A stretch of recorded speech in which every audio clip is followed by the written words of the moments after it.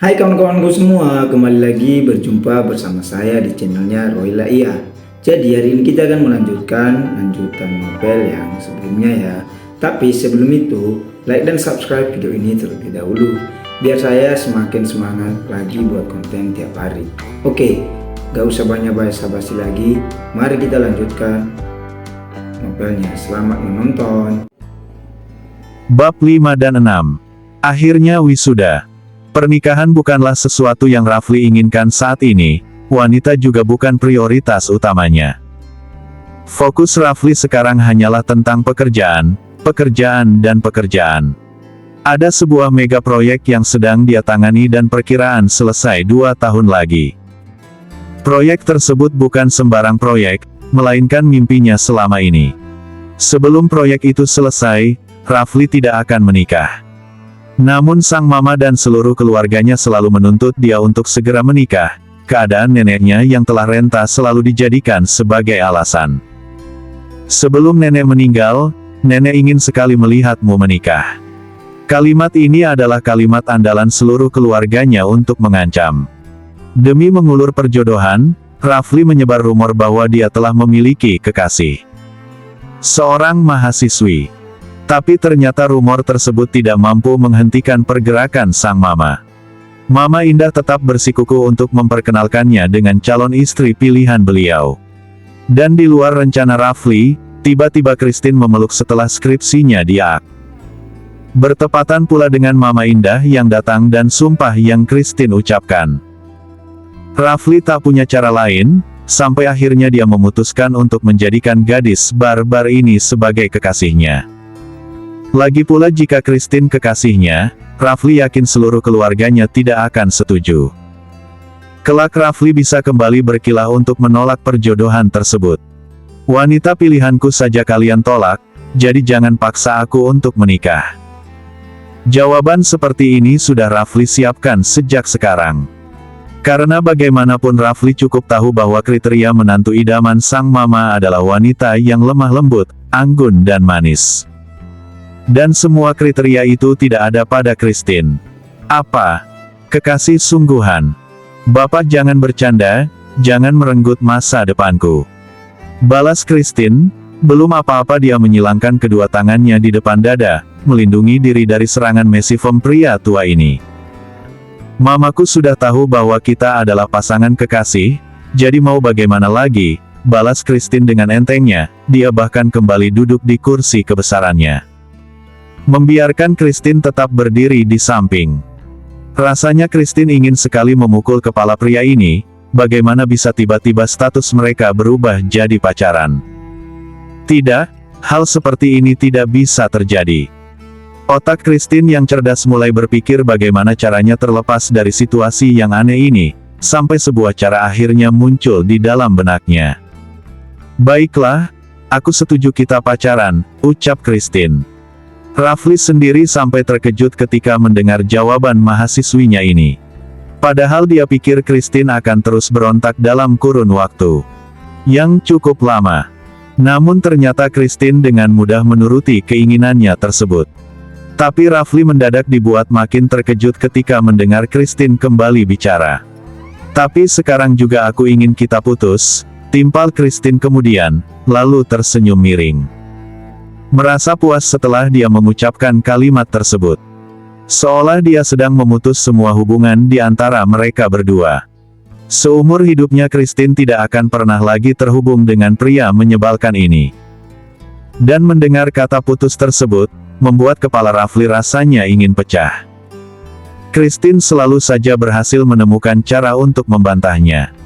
Tidak, kita hanya akan putus jika mamaku yang memintanya, balas Rafli. Hih, maksudnya apa sih Pak? Bereskan skripsimu, segera mendaftar untuk wisuda tahun ini. Lengkapi semua syarat-syaratnya, balas Rafli, jadi mengalihkan pembicaraan. Status mereka sebagai kekasih tak bisa diubah. Harusnya Christine begitu bersemangat untuk segera mendaftarkan diri ikut wisuda, tapi sekarang pikirannya sudah terpecah belah dengan status mereka yang baru. Bukannya merasa senang, sekarang Christine malah merasa makin kesal. Pak Rafli pasti sedang memanfaatkan aku. Iya kan? Tuntut Christine, dia belum mau pergi sebelum status di antara mereka jelas. Pura-pura pacaran terasa lebih masuk akal daripada pacaran sungguhan. Rafli terdiam sesaat, sebelum akhirnya dia menoleh dan kembali bersitatap dengan Christine. Memanfaatkan. Hal seperti ini tentu tak mungkin dia lakukan. Bagaimanapun Rafli memiliki hubungan yang baik dengan keluarga Christine, bahkan Rafli berteman baik pula dengan salah satu kakak Christine, yaitu Jeffrey. Dibandingkan memanfaatkan, Rafli lebih suka menyebutnya sebagai takdir. Tentang Christine yang hendak wisuda dia tak mampu memanipulasinya, karena memang saat ini skripsi Rafli sudah sempurna. Kebetulan Christine memberinya tawaran untuk mengabulkan apapun keinginannya, jadi dia minta agar Christine jadi kekasihnya. Aku tidak sedang memanfaatkanmu, aku hanya sedang menagih tawaranmu, balas Rafli. Ya sudah. Kita pacaran dan sekarang aku ingin putus. Tidak mau. Bapak jangan egois. Aku ingin putus. Balas Christine, seolah mereka sudah pacaran puluhan tahun. Tidak mau, balas Christine lagi, masih dengan jawaban yang sama. Jadi bagaimana caranya agar kita putus? Buat mamaku yang memutuskan kita. Bapak seperti sedang mempermainkan hidupku. Kalau begitu jangan membuat mamaku memutuskan hubungan kita, jadi kita bisa pacaran terus. Plak. Christine ingin sekali menamparkan wajah pria ini, tapi dia hanya mampu melakukannya di dalam hayalan. Masih tidak percaya jika aku tidak main-main. Kalau begitu aku akan hubungi Jeffrey, aku akan katakan padanya bahwa sekarang kita pacaran. Tidak. Cegah Christine dengan cepat. Bahkan refleks menyentuh tangan Pak Rafli yang hendak mengambil ponsel di atas meja. Christine tidak akan membiarkan satupun keluarganya mengetahui tentang hubungan aneh ini. Dan Rafli bahkan diam saja saat Christine menahan tangannya, dia justru terkesan tak masalah dengan sentuhan ini. Rafli tidak ingin mempermainkan Christine, karena itulah dia tidak ingin pacaran pura-pura. Biar saja semuanya berjalan seperti ini, jadi kekasih yang sesungguhnya. Christine yang sadar jika telah menyentuh tangan sang dosen langsung dengan cepat menarik tangannya kembali. Coba memfokuskan semua pikiran dan berpikir dengan tenang. Pak Rafli memang semenyebalkan itu, apapun keputusan yang telah diambil oleh Pak Rafli, dia tak akan mampu merubahnya. Sekarang apa lagi? Tanya Rafli. Kita hanya akan bisa putus jika mama Pak Rafli yang memintanya, seperti itu. Jika mama Pak Rafli tidak meminta kita untuk putus berarti kita akan pacaran terus. Iya, memangnya Pak Rafli menyukai aku? Tidak, plak. Sumpah, Christine ingin sekali menamparkan pria ini. Tapi tentu saja tak mampu dia lakukan, Christine hanya mampu mengepalkan tangan kanannya dengan kuat. Itu artinya Bapak mempermainkan aku, mana bisa tidak suka tapi diajak pacaran, balas Christine. Awalnya dia sudah tenang, tapi sekarang jadi bicara menggebu-gebu lagi. Kenapa tidak bisa? Buktinya sekarang bisa, kita sudah pacaran, jawab Rafli. Bapak gaya? Tanya Christine lagi saking kesalnya. Sampai pertanyaan tak senonoh itu. Dia lontarkan. Tidak, kamu ingin bukti. ARGHT. Christine akhirnya berteriak meski tanpa suara, setelah keluar dari ruangan sang dosen Christine bahkan melompat-lompat sendiri saking kesalnya. Berulang kali meninju udara seolah sedang meninju wajah Pak Rafli. Di dalam hatinya dia terus mengumpat, sialan. Kamferit. B4 jingan, berdebah. Hingga membuat mulutnya terlihat komat kamit. Sang sekretaris yang melihat pemandangan itu sampai merasa heran sendiri, beberapa saat lalu Nyonya Indah padanya apakah wanita itu adalah kekasih Pak Rafli. Tapi sekarang dia langsung yakin bahwa wanita itu bukanlah kekasih Pak Rafli. Bagaimana mungkin sang CEO memiliki kekasih seorang wanita barbar seperti itu? Tidak, gadis itu tidak terlihat seperti seorang wanita, justru terlihat seperti anak kecil yang sedang tantrum. Sementara di dalam ruangan sana, Rafli hanya geleng-geleng kepala dengan bibir yang tersenyum kecil. Beberapa saat lalu Christine menuduhnya sebagai pria pecinta sesama jenis, namun saat ingin dia buktikan bahwa dia masih normal, Christine malah bernafas kasar seperti banteng yang siap menyerang. Lalu merapikan skripsinya dan keluar dari ruangan ini. Ada-ada saja, gumam Christine. Menghadapi Christine rasanya dia sedang mengasuh anak kecil. Tapi anak kecil itulah yang kini menyelamatkannya dari perjodohan. Sesaat Rafli juga merasa cemas, takut jika Christine akan merepotkannya. Tapi dia yakin Christine tidak akan melakukan hal-hal seperti itu. Kini Christine pasti akan fokus pada hidupnya sendiri, apalagi dia akan wisuda tahun ini. Kesibukan Christine akan membuat wanita itu tak terlalu mengganggunya.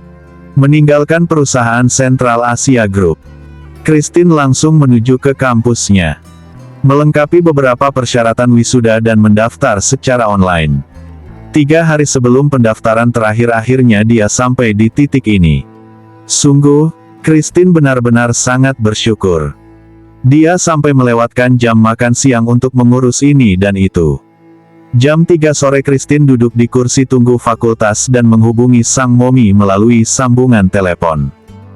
"Halo nak, kamu di mana? Kenapa belum pulang?" tanya Momi langsung. "Aku masih di kampus Mom, aku baru saja selesai mengurus pendaftaran wisuda." "Apa? Jadi dosenmu susah?" "Ya Tuhan, selamat sayang." Momi senang sekali. "Momi sangat bangga padamu nak," balas Mom. Christine tak bisa melihat secara langsung bagaimana respon yang ditunjukkan oleh sang Momi, tapi dari suara yang dia dengar Christine tahu bahwa saat ini Momi sedang menangis bahagia. Tanpa sadar Christine pun ikut menangis juga, pasalnya perjuangan dia bukan main-main untuk sampai di titik ini. Christine tidak tahu kelemahannya sendiri, kelemahan ini hanya diketahui oleh Pak Rafli. Christine memang cerdas, namun karena kecerdasannya itulah Christine sulit untuk menerima saran dari orang lain.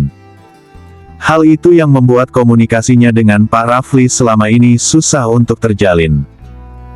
"Cepat pulang sayang, Momi akan siapkan makan malam spesial untukmu," ucap Momi menghapus air mata kebahagiaan yang tak mampu dia tahan. Rasanya bangga sekali ketika anaknya satu persatu mendapatkan keberhasilan dalam hidupnya. Kebahagiaan yang dia rasakan sampai tak mampu diungkapkan dengan kata-kata.